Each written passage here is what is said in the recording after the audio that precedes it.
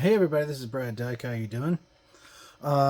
This is about cloning, drive cloning, using a Crucial tool provided by Crucial that lets you be able to take old mechanical drives, such as this one mechanical drive here, and clone it over onto another drive so that you can have the ability of accomplishing data transfers image-wise to image, so that you are able to have a machine that's bootable, functional, and so on and so on. This is great also for transitioning. And to do all of that work that you see here, we have what's called a clone station.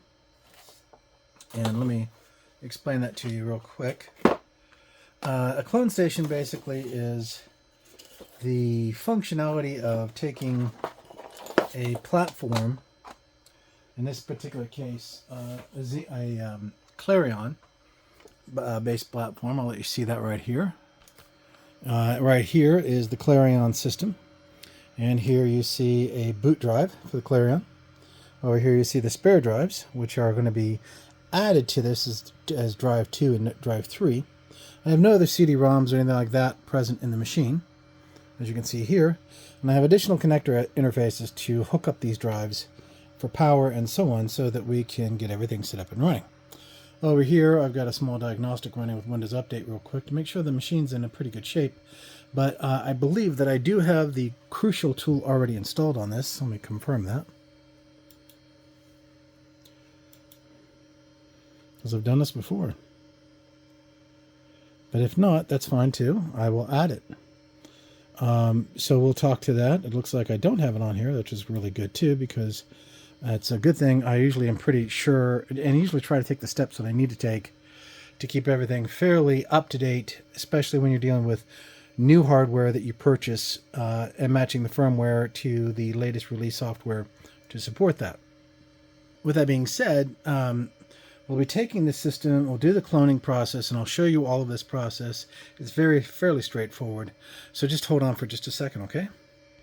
Okay, so the first thing we have to do before we begin and load up the software is we want to make sure we attach these drives, get them set up so that they're connected and visible. Now, if you're wondering the question, why am I doing that? Well, because the software will not work correctly if it does not detect that at least one present drive that is a Crucial drive is running.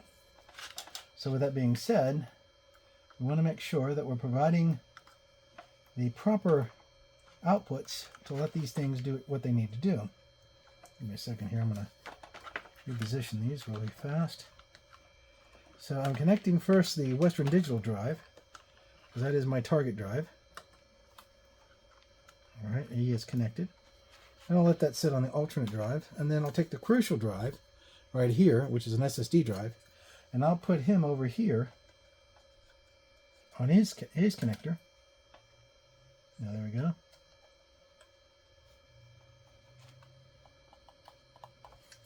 And he is connected now, and then I'll connect up the SATA cable. That's right. Kind of a tight fit, but it's working.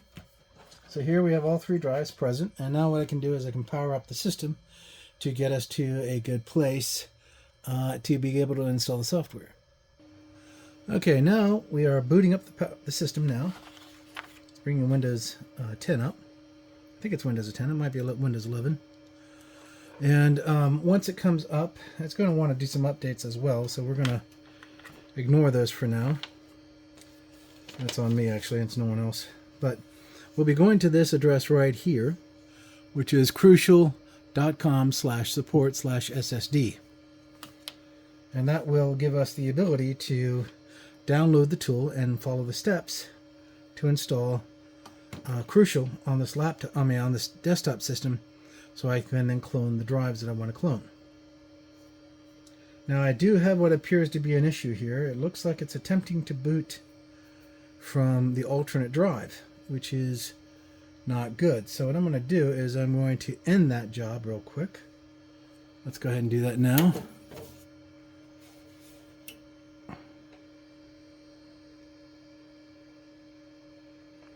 Okay, we've terminated the job. Remember, we're just wanting to clone this drive. So for now, I'm going to disconnect the Western Digital drive, allow it to boot back up into its normal role.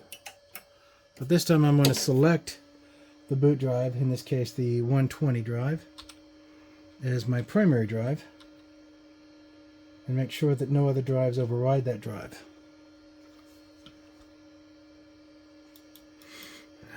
So we'll get that set up here.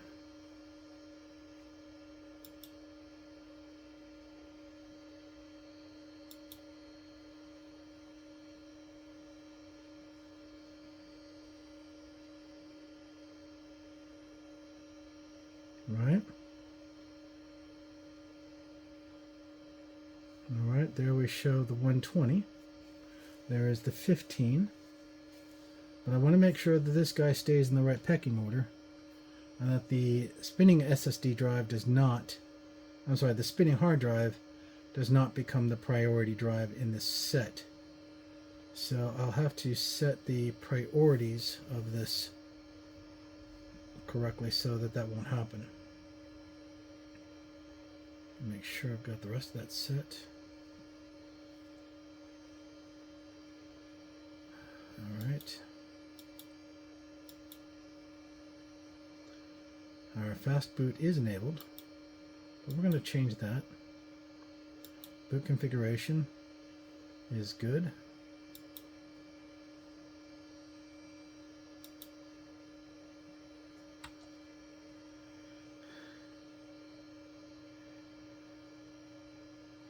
Boot option number 1 is the one we want. But we have to be very careful because we have other drives out there as well. We don't want them to function. We just want them to come up. Now I'm going to go ahead and save this. Cancel.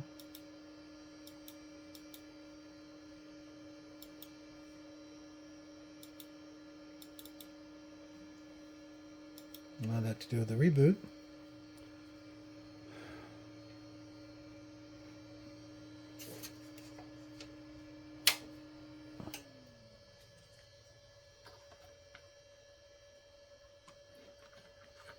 Now I'm re-adding the drive.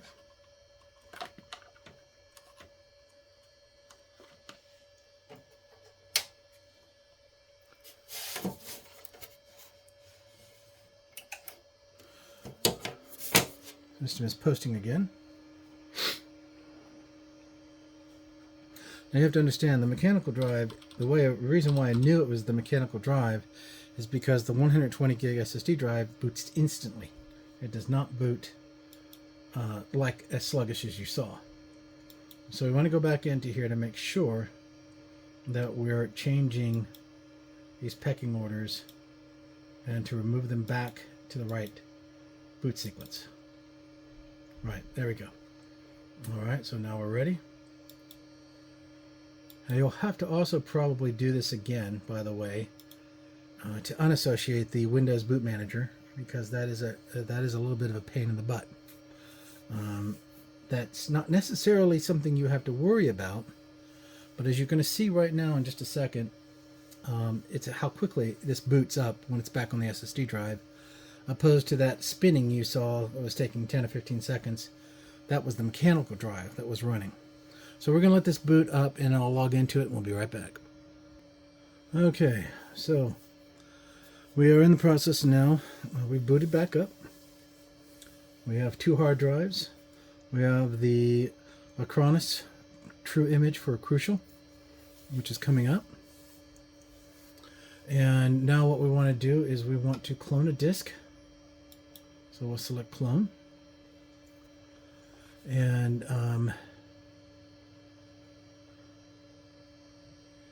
right, so now we're going to select which one we're targeting. We're going to target the disk 3. Is my SSD drive present? Yes, it should be. Okay, good. And then we'll select next. The destination disk will come up next, and that will allow you to pick the source of your drive that you want to target. And in this case, there's only one Crucial drive, so it should automatically bring that up for us in such a way so that we can target it specifically and look to it and match. Now, the key thing here to understand is we're going from a 1 terabyte to a 512 allocation. And there isn't that much capacity that was used on the original disk, so this actually should work out pretty well. It should be pretty fast, to be exact. Once that's to a fairly stable state, which is good news, then what we'll do is we'll also be going in and doing a little cleaning.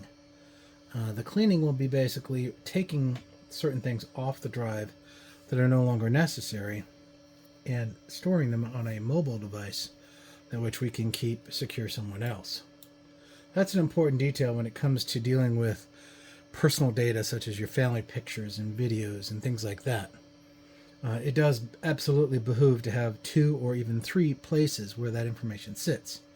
For instance, you have an SSD drive that you will have out there on a USB connector edge, right? And that will allow you to be able to have a USB backup device.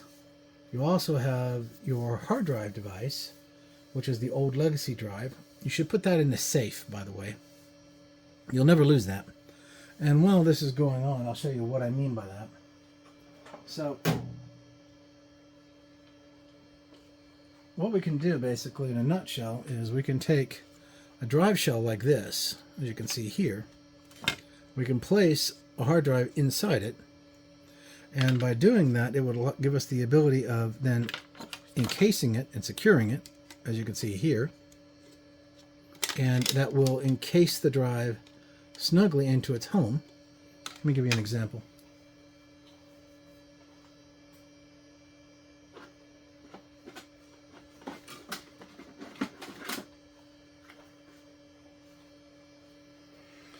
So for instance, as an example, we'll take this SSD drive, we'll take this 2.5 inch drive here, and we will then secure it. And this is a great way to take old hard drives. Now granted, your drive hasn't died yet. We're just doing this to make sure that it doesn't, die while you're using it. That's the key thing, right? So we want to make sure as we set this up that we've got this drive set. Then you put this hard drive in your safe somewhere. And then what you do is it's a USB edge connector. So you see here, and you can use the drive in the future if you want to continue to move data over. There's your USB 3.0 connection interface, and voila, you're good to go. Now, the one caveat about this is it needs to be on a blue USB output, which means there's enough voltage to power the drive. If you put it into a 2.0, it may work, but not very well.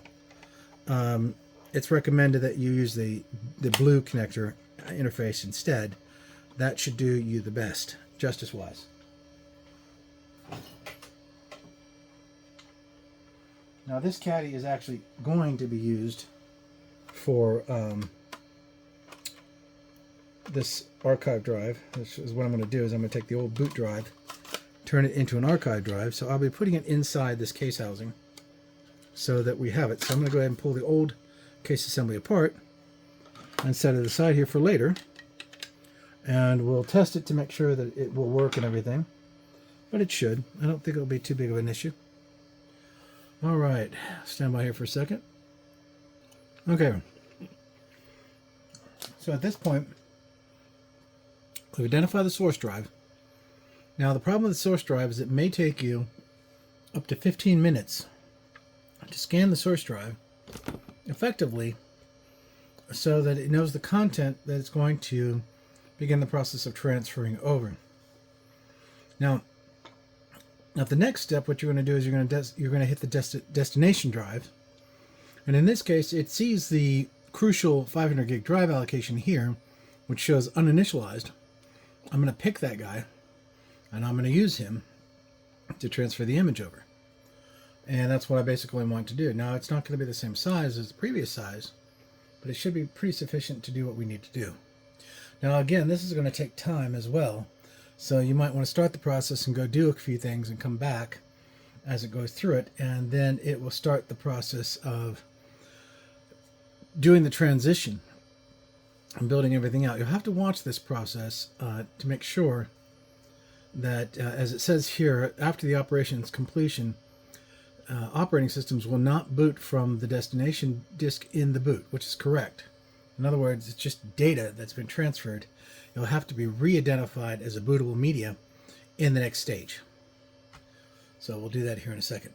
So we'll give it a few minutes. Okay, at this point in stage, I'm not going to execute this immediately because I still have to do some tweaking on the capacity-wise, because we are shrinking the capacity of this drive down. But at this point in stage, when it comes up and the destination is selectable, as you see here, then you're at your home run. It takes roughly between 5 to 10 minutes for it to initiate the review, the initialization, and confirmation that everything looks good. At that point in stage, unless you have gone outside the realm of the smaller disk, it won't transfer. But if you are in the realm of it, it will.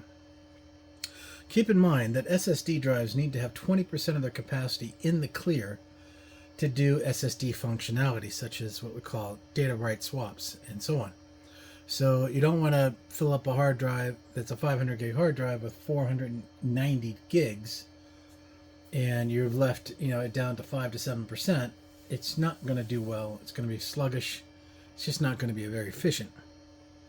So with that being said, and just bringing that up as an important detail, we want to make sure that you know that during this process of your system and how it's going to be able to do what you need it to do, it's got to be within a reasonable amount. So if you've got a 5, 6, 7, 800 gig need, go 2 terabytes. If you've got a 5 to 600 gig need, go 1 terabyte, and so on and so on. So with that being said, this is just a process at which we can walk through in regards to setting everything up. Now at this point stage, I'm at the point where I'm able to start policing data out, and these 2 drives will be cloned at that point in stage, and this will be completed. Now for some clarification on this, it's important to understand that why did I not do an NVMe? Why didn't I just grab one of these guys here and put an NVMe stick in there and so on and so on? Well, the answer is NVMe is not recognized actually as an SSD device. NVMe is identified as a different kind of classification, and not all BIOSes are able to see the NVMe correctly. Only the ones that are within, I would say, the last 4 years are pretty solid. You could also do what's called an enumerator state, which is where you use a small microcontroller chip like this to interface and correlate to what you're trying to do. And what that basically means is if you correlate, that means that you kind of put the NVMe behind an SSD controller. And to the BIOS, it just looks like a hard drive that's an SSD or a SATA disk. That's a big difference between that and the PCI NVMe. So I didn't do that. That's why I chose the SSD drive that is a 2.5-inch format, because obviously it's going to plug in right, it's going to snap in correctly, and it's going to come up just like a SATA disk does. And it makes life a lot easier configuration-wise to get it to where you want it to be. With that being said, the last component to that is, of course, making sure your boot statement environment is what you want it to be. So you'll have to go back into the BIOS when you put the SSD drive in. It has to see that boot manager, and you have to make sure that allocation is running correctly, or the Windows boot process may not come up right. Make sure that you pay attention to that after you've done your cloning. The Curcial tool is only for Curcial drives, but it is pretty basic. It's really easy to work with, and Curcial SSD drives are really right up there with Samsung, but not at the same cost. Samsungs are great drives too, but you don't kind of get the same kind of support, even though it's more expensive. They have their own tools that can help you out, but I found this one to be a lot more streamlined in regards to handling and working with the nature of this particular type of setup. So with that being said, this is Brad Dyke signing off. This is just a cool exercise just to show you how quickly this cloning process can run. It will take you about 30 minutes to complete from start to finish if you're solid with it, maybe 45 minutes if you're not. Don't sweat it. It's not difficult. And once it does what it has to do, it's pretty sweet and clear. It really is. It's not complicated at all to work with. With this being said, this is Brad Dyke signing off. I'm going to let you guys go. Take care. Bye-bye.